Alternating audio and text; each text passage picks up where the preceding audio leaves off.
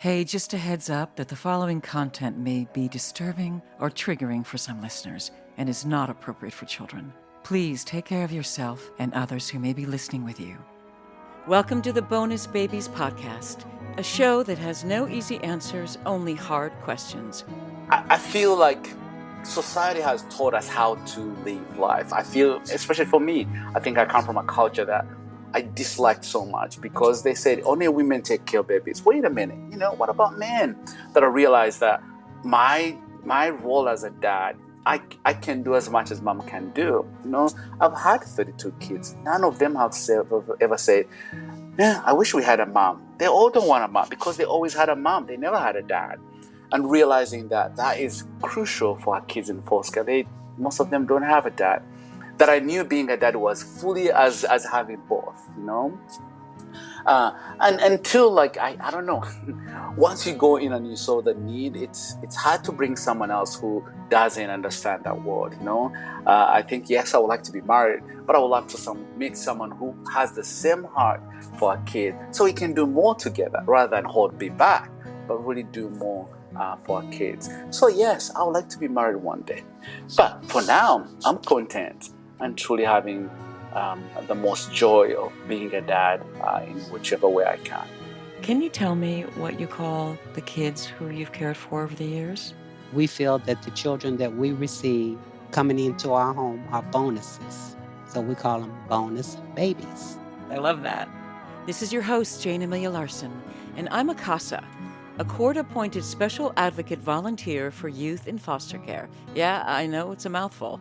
In the same way a CASA works, I explore all things in the foster care maze by talking to kids, parents, caregivers, attorneys, social workers, therapists, really anybody and everybody who will speak to me to keep the conversation open and the information flowing about all things CASA. Hi, this is Jake Everly, the producer of the Bonus Babies podcast. And today, Jayne Amelia speaks with Peter Mutabazi. At 10 years old, he ran away from his home in Uganda to get away from his abusive father, and he became a street kid for about 5 years. When one day, he was trying to steal from a man who caught him and instead of being angry, asked his name and fed him. And after about 1.5 years of regular visits and food, he sent him to school. Peter completed college and now is an advocate for foster youth. Here's Peter Mutabazi.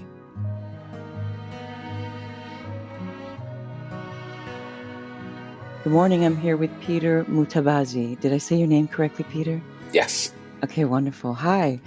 Welcome to the Bonus Babies podcast. Can you tell me a little bit about who you are, where you're from, how were you raised? My name is Peter Mutabazi. I'm a single foster dad. I live in Charlotte, North Carolina. It's really been a joy to be a dad. I'm originally from Uganda, and that's my home.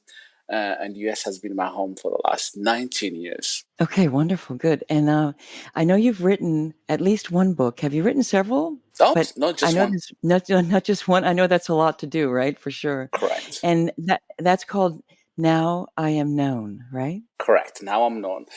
And I wrote that book to make others known. So the whole idea is to make others known, those not seen, heard, and I wanted to journey with people. Mm-hmm. So you had a very unusual childhood. Can you tell me about that? Yes, I didn't have a good childhood as a little boy. Grew up poor of the poorest, and life was miserable. There wasn't really glimpse of hope. If a mom can't feed you for a night, it's hard to tell you to dream. So that was really me. And then at the age of 4, I realized that my father was different as well. Like he was just abusive in every way, shape, form you can imagine, to us as kids, but also towards my mother. So even the mother who should have protected me wasn't able to do so because most of the time she got the beatings because she was trying to advocate for us or fight for us. And as a kid, when you watch the one person who loves you, that your needs are putting them in danger, it really brings the guilt as a kid. And well, at the age of 10, I was like, look, I'm not gonna live this life anymore because I thought, my father might take my life. So I went to the bus station and I asked the lady, hey, of all these buses, which one goes the farthest? And so I ran away and became a street kid. And I ran away not because I was looking for a better life. I think I wanted my life to end, but not in the hands of my father, through someone else. And that became my life. So I ran away at the age of 10, and I lived in the streets until when I was 15, almost 16. And then a stranger helped you, although maybe he wasn't so much a stranger by then. There was a man who, don't you credit in part with changing your life, right? Correct, yes. As street kids, I think we're treated so bad. We're treated like, animals in some way. And, but also as street kids to survive, we had to help others. And helping meant also it was the easy way to get food. If someone has a favor on you, they would give you food because you helped. If they did, you steal it anyway.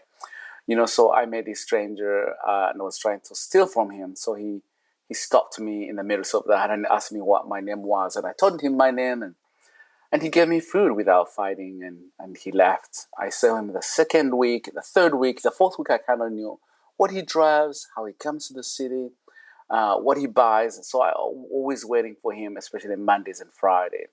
And I got to know him. He fed me for 1 year and a half, as he got to know me. But also, as kids who come from troubled and trauma, it's not easy to trust people. So I think him feeding me for 1 year and a half gained him the right to ask me questions, or in some way, build that relationship that I didn't easily trust people, especially the kind people.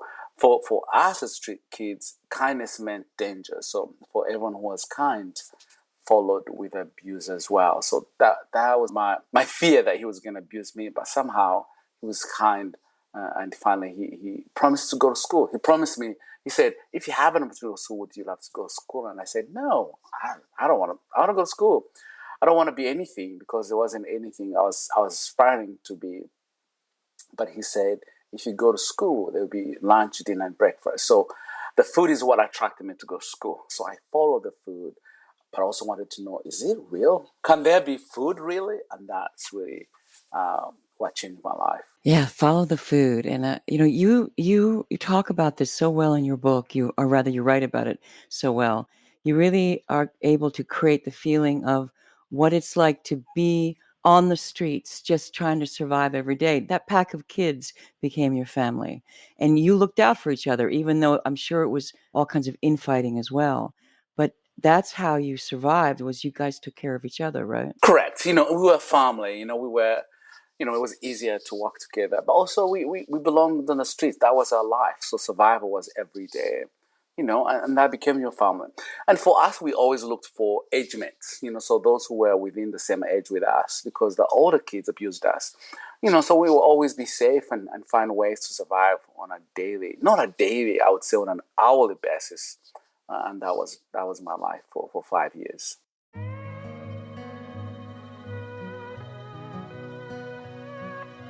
So, and you ended up in school, you got fed 3 times a day. What was that like? All of a sudden there was food for you all the time. So different, right? Well, it wasn't even different. It wasn't real. You every day you lived knowing, well, it's gonna end today. As trauma, when you have lived all your life without anything, it's hard to believe that it's gonna be there tomorrow. So, and that's what helped me to stay in school, because I always thought, if today, if the promise is gonna come tomorrow, maybe I should save for tomorrow. And then I began to go to class because I thought, if I go to class, they will allow me to have food, So everything I did was in the light of, at the end of it, I might get food.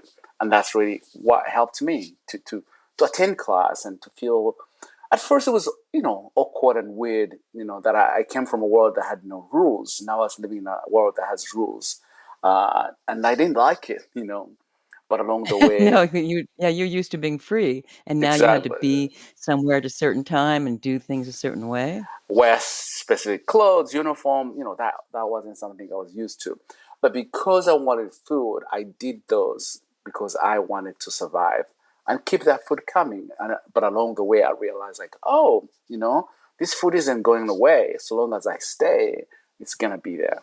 And along the way, you got terrific education. Did that change your life, obviously? Must have. Well, yes, changed my mind, but it wasn't more of the school. I think he introduced me to his family, and I began to hear words of affirmation. Kind words that I'd never had before. Peter, you're special. Peter, you're a gift to us. Peter, you belong. You're known. The more I had those words, the more I began to believe in myself. And school wasn't so much of what helped me to excel. It was really giving me that glimpse of that I had a potential, that was unique, that I was special, that I belonged in somewhere. And so that helped me to excel in school because I believed in who I was or what they thought I was. And really that changed my life. So I went to school and I finished high school. And then I went to university in Uganda. I went to university in England. And that's how I came to the United States to study, through the kindness of one stranger. Yeah, it seems for you one thing happens and then you make an opportunity and then you meet someone that helps you again. A new opportunity comes, through that, and then another opportunity.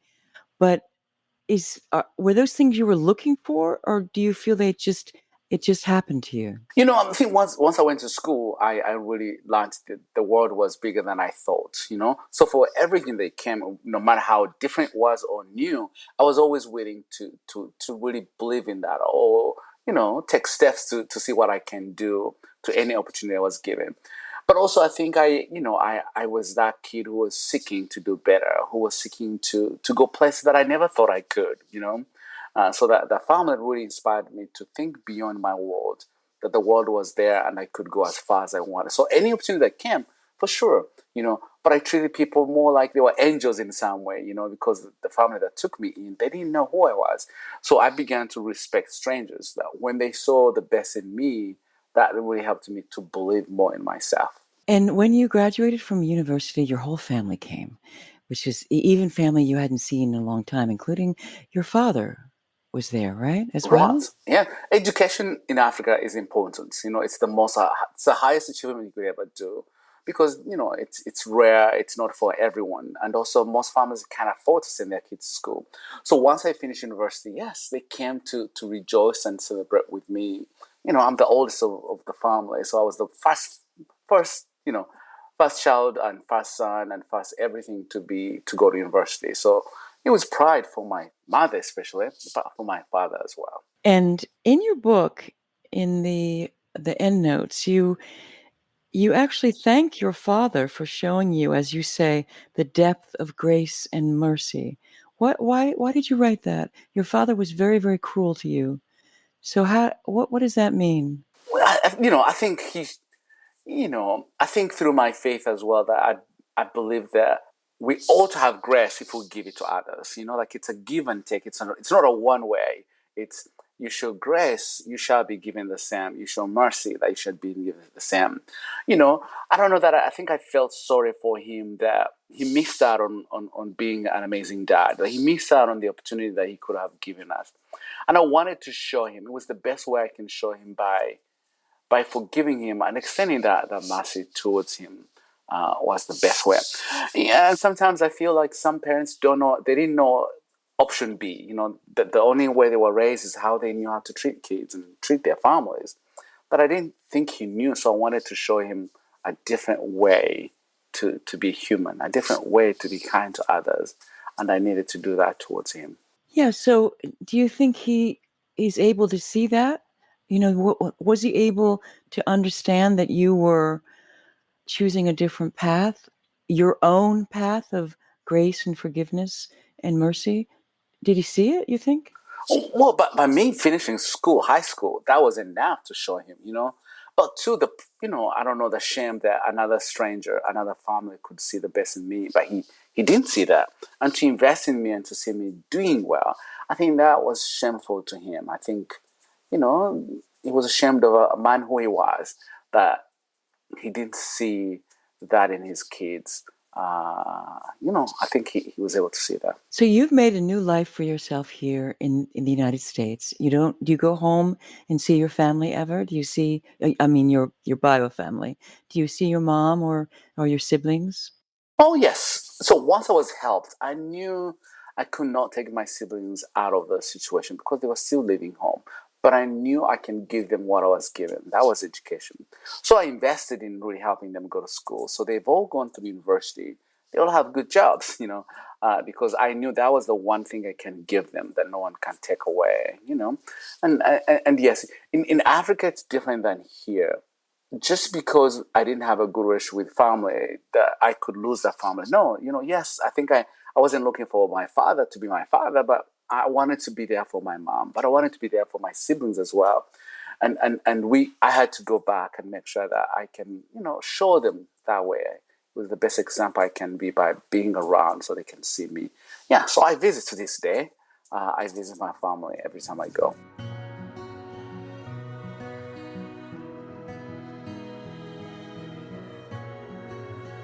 And then as a young man, you said, I'm going to make a difference in other kids' lives. Tell me about that decision. How did you come to that? Well, he showed me what a father ought to be. He believed in me when nobody believed in me, But I think when I came to the United States, I struggled to understand that how can we be the wealthiest planet, the wealthiest country on the planet, but have kids who have nowhere to go, who have no hope.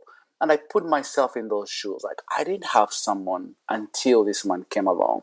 He believed in me when nobody did. He took me in when no one wanted me. He showed me love when I was unloved.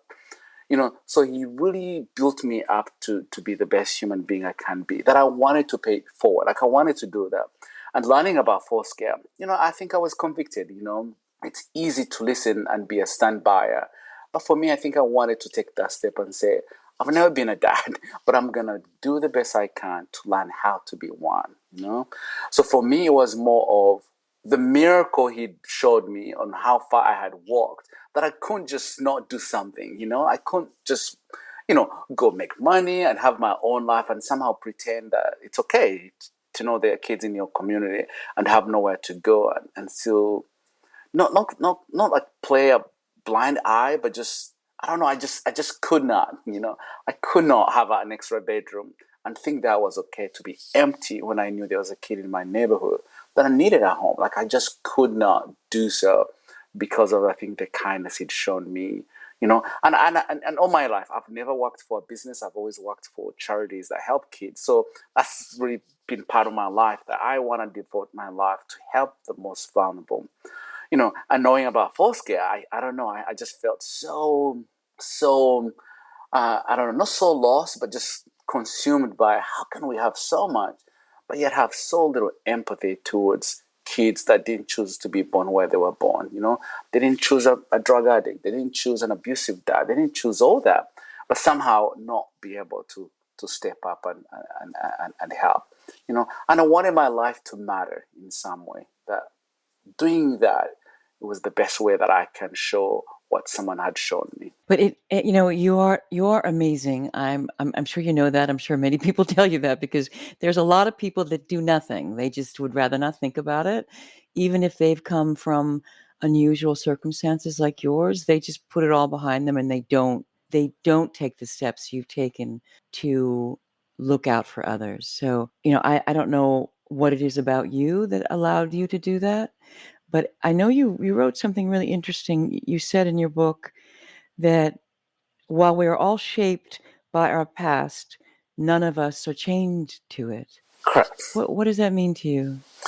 Well, I realized, I think, when I'd been in high school, that I was really mad towards my father, that I wanted to punish him and I wanted to go back and harm him. And then I realized, like, wait a minute.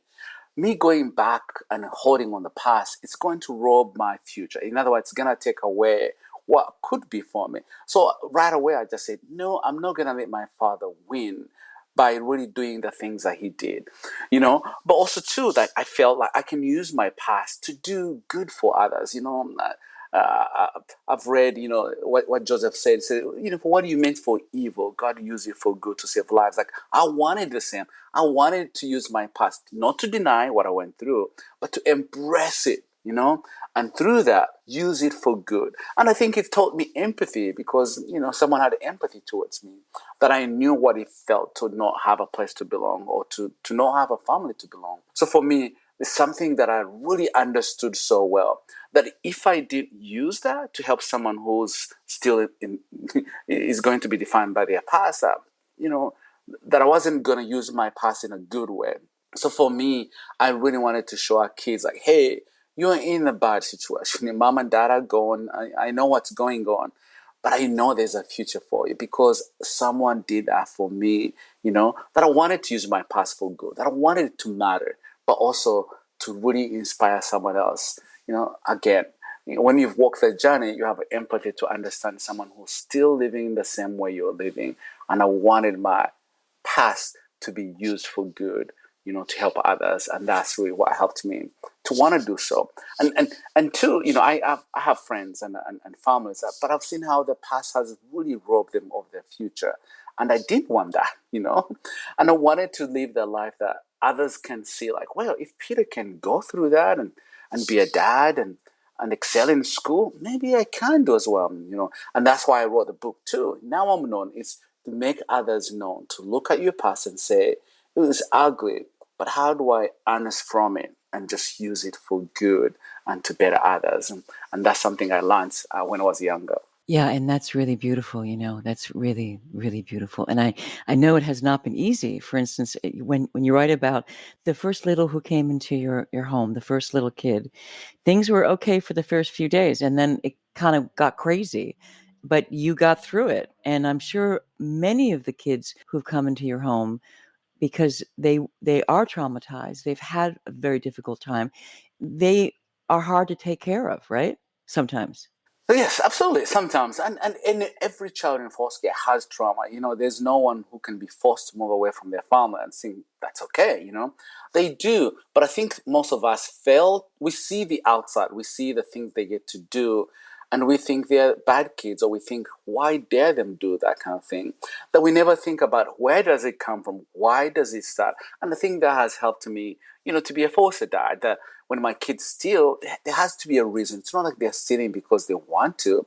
There has to be a reason. When they hoard food, I did that many times because I knew there wasn't going to be food tomorrow, but I kept what I had today. So my kids, some of them, yeah, they hoard food. But that's not a bad thing, in some in some ways, to know that, hey, when you've gone to bed hungry all the time, yeah, you're gonna store some for tomorrow. And in some way, try to help my kids say, hey, food is gonna be okay, and how can I help you truly be the best you can? But two, I also understood as a foster parent that my job is not to take the baggage or the trauma away from the child.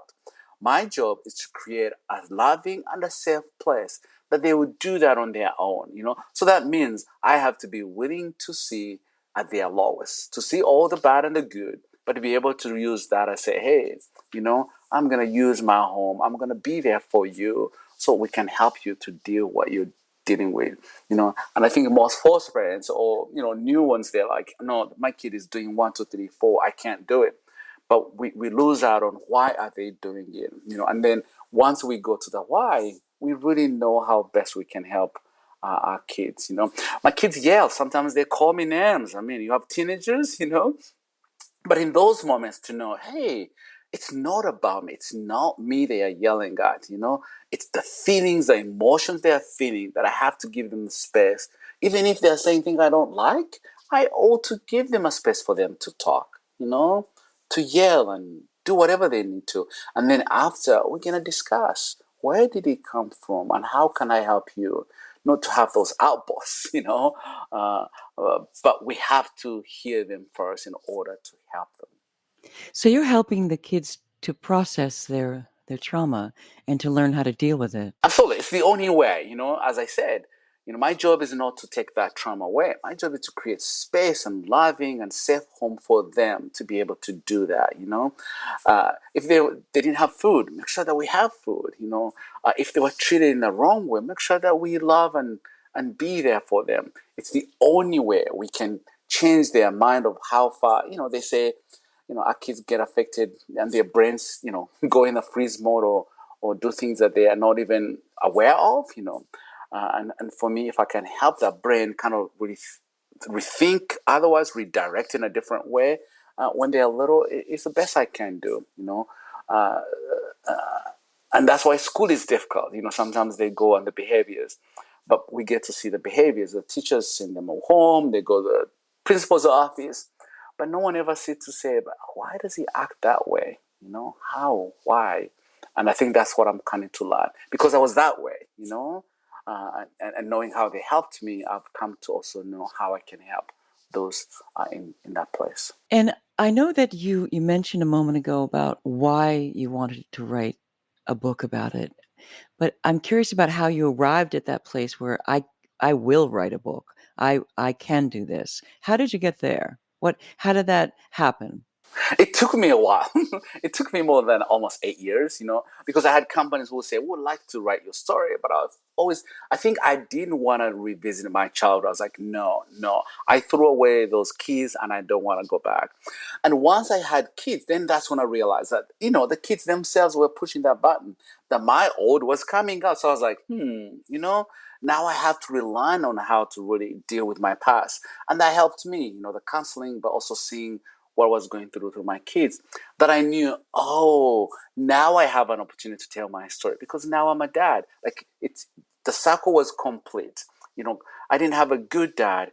I had the worst of all, but now I'm being a dad to other kids. Then now it gave me the opportunity to say, here's how you turn things, that I didn't have a dad, but someone told me what a father looks like. And this is how I'm being a parent, So I felt my cycle was closed in some way to be able to write the story and have a better ending in some way.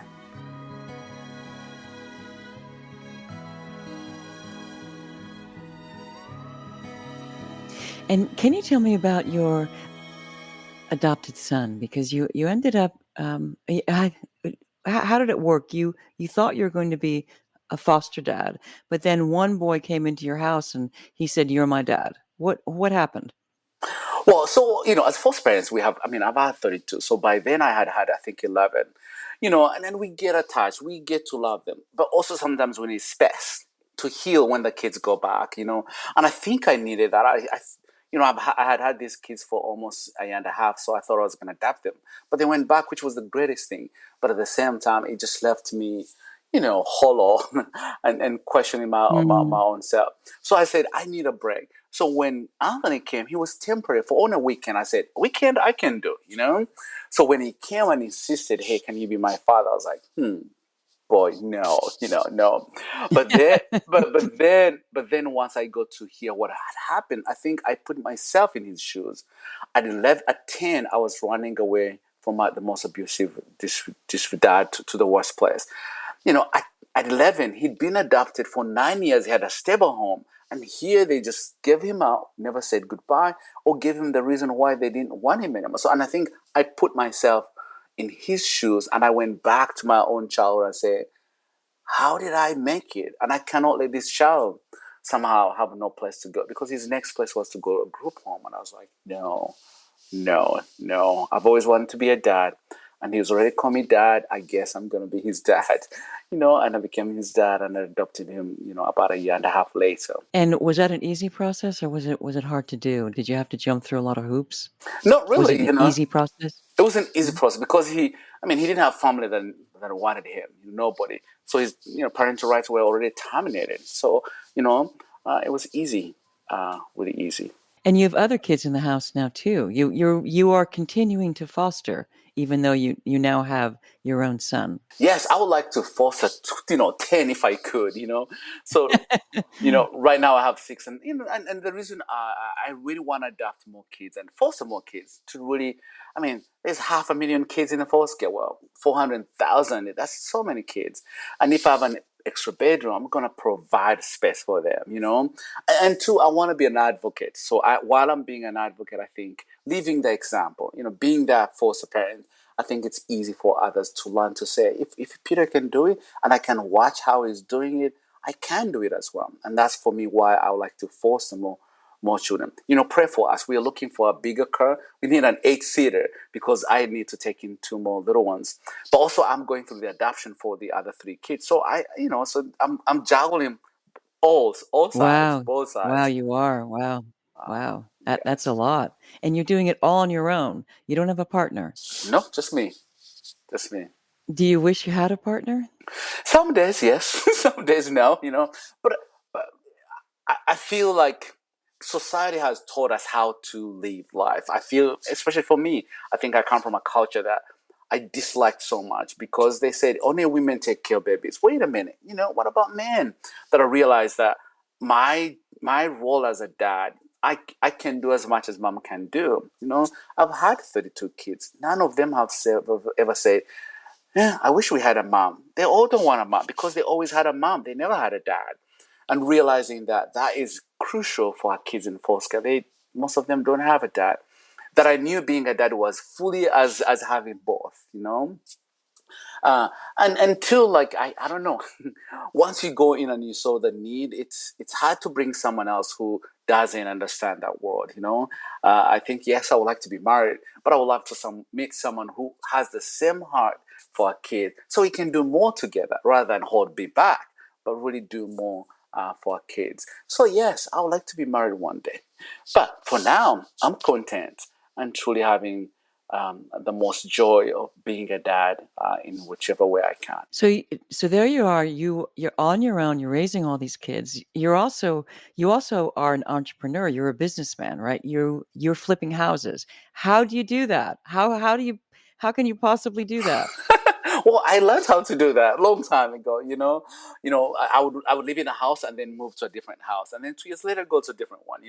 But also I had a 8 to 5 job, and I traveled, and I knew there's no way I can be a dad. I needed a job where I can be my own boss. But also, as you know, our kids have great need. I knew I can show up at school. I can show up for home visits. I can show up for parents' visit. I can show up for therapy without having to feel, oh no, someone's gonna think I'm not doing my job. So doing that was the best way, and I'm good at it. So I buy homes and flip them, but I also have contractors that help me, so I can go take care of the kids, and it's truly been a joy. And that's where I've devoted my life to be more of an advocate. I speak in churches, I speak at events, I speak at with charities that are fight for our kids. That I want to really show if I can do it, we can all do it. But also use my little expertise in my journey to inspire others to come alongside. We don't all have to be foster parents, but we can all do something, in the life of a child and help. And I think that's my message, that I want to inspire others to do more.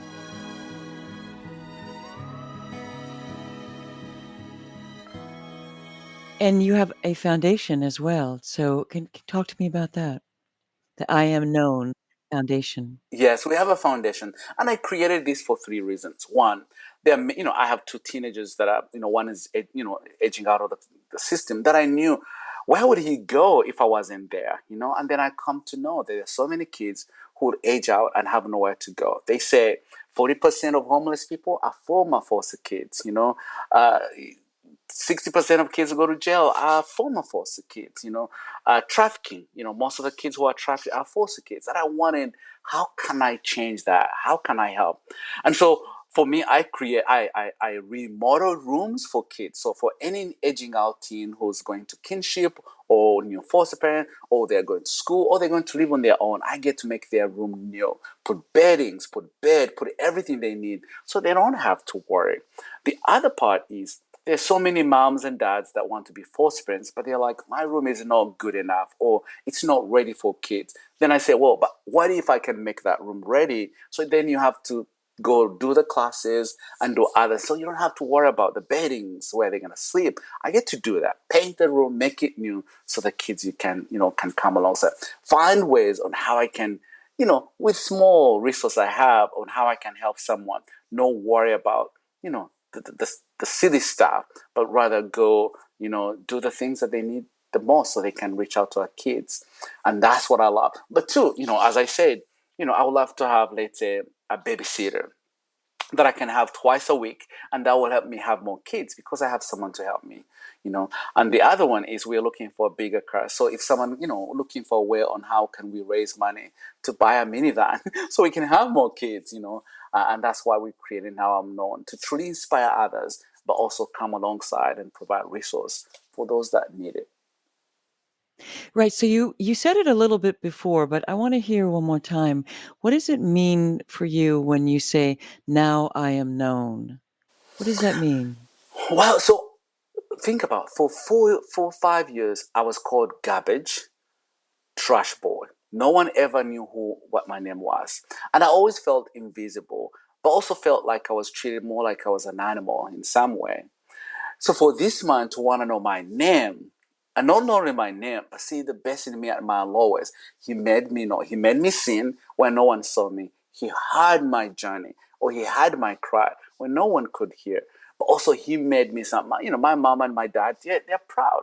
Not proud because I finished school, but because I've achieved something through the kindness of a stranger. So he made me known in a place where I was never given opportunity to be known. And that is my goal in life, to make others known. There are women who are going through domestic abuse and divorce, and they feel alone. They feel there's nothing I can do to get out of this situation. And I want my life to show them, like, you are known, you are seen. Our kids in foster care, when you move from house to house, sometimes you feel invisible. And I want to make sure that they are seen and heard. So that's what, for me, it meant for me. Like, I was a nobody. I was a trash boy. These are things I had from my father. You'll never amount to anything. You'll never be anybody. I wish you were never born so I don't have to feed you. And those really damaged my my essence of who I was. But this man encountered it with words of affirmation, and he helped me overcome that because he made me known. And for me to be known and not make others known, I feel like that would be unfair. So that's what it's all about, to make others known. To your listeners, do you have a colleague you work with that you say, man, I want to lift you up, you come with us, we want to include in what we do. We have moms who are going through a difficult time. They have kids and they're single moms. How often do we say, hey, I want you to come alongside. I want to do something for you. And in that way, we get to make them known in some way. And that's what changes life. People who have behaviors, sometimes we're like, I don't understand why they do that. Instead of saying or having assumptions, maybe reach out and say, I wanted to get to know you. And along the way, we get to know why they do what they do. And that really gives us empathy to truly be there for others. You've seen my kids are white. They're Caucasian kids, Yes, But, yeah, but, that's but, right. but, but for me, I saw that as a way of empathy. That if I can show empathy on one side, then maybe someone can have empathy towards me because I'm showing it, and that's really been my journey to make everyone known, seen, and heard. Wow. Well, I hope you do. I should say I know you will, really. That's what's going on.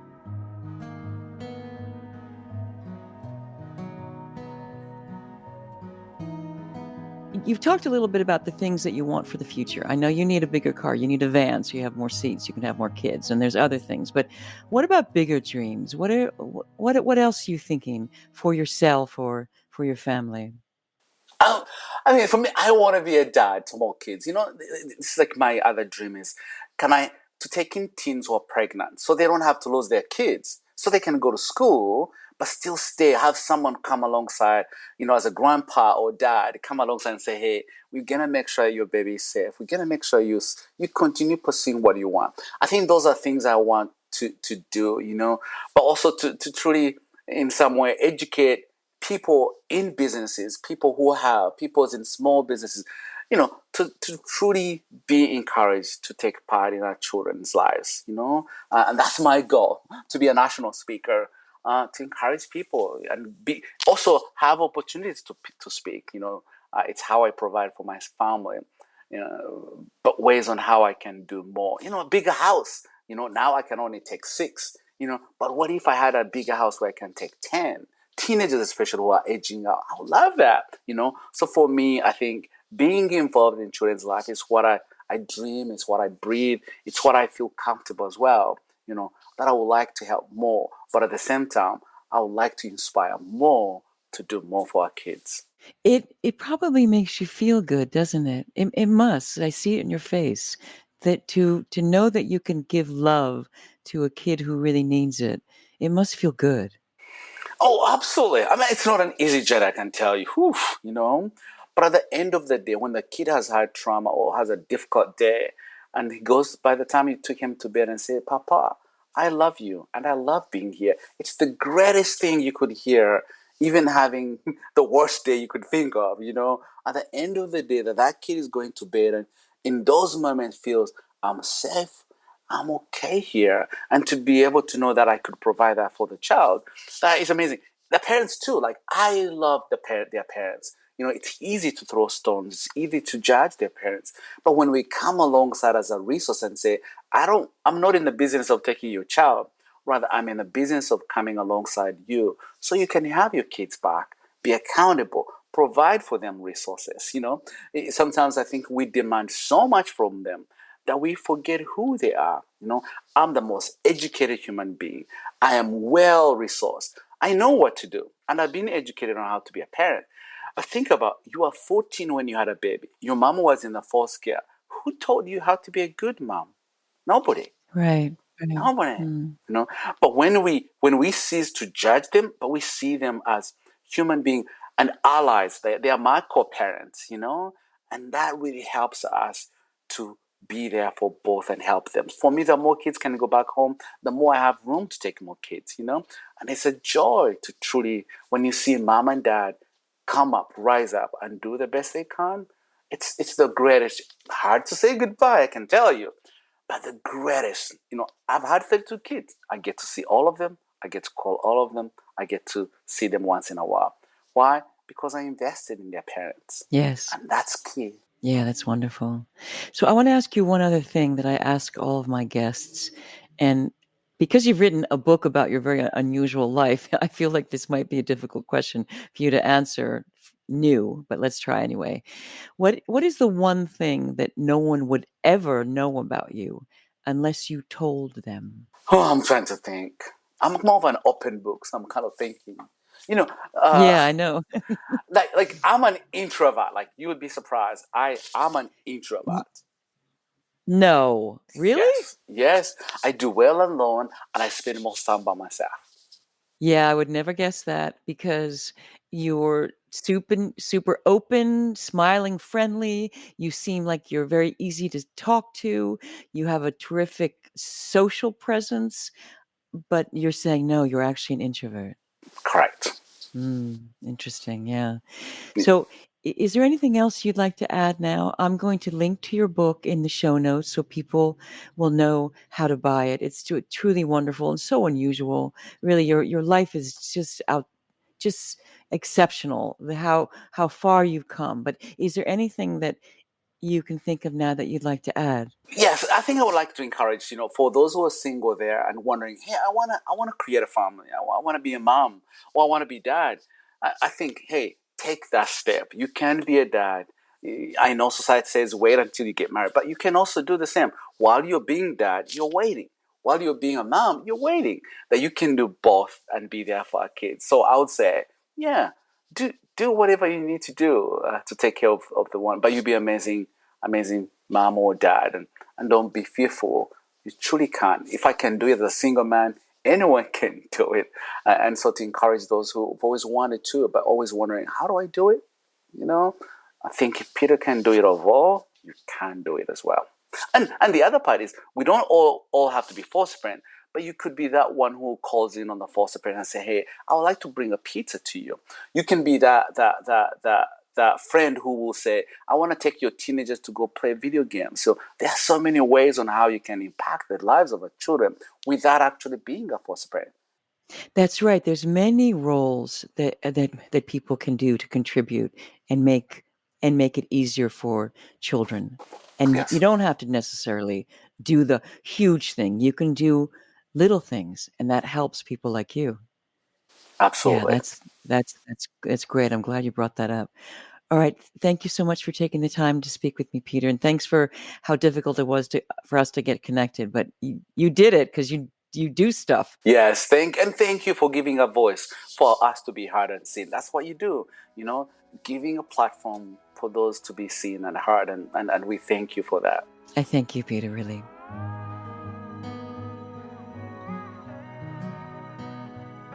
Thank you, Peter, for sharing your incredible story.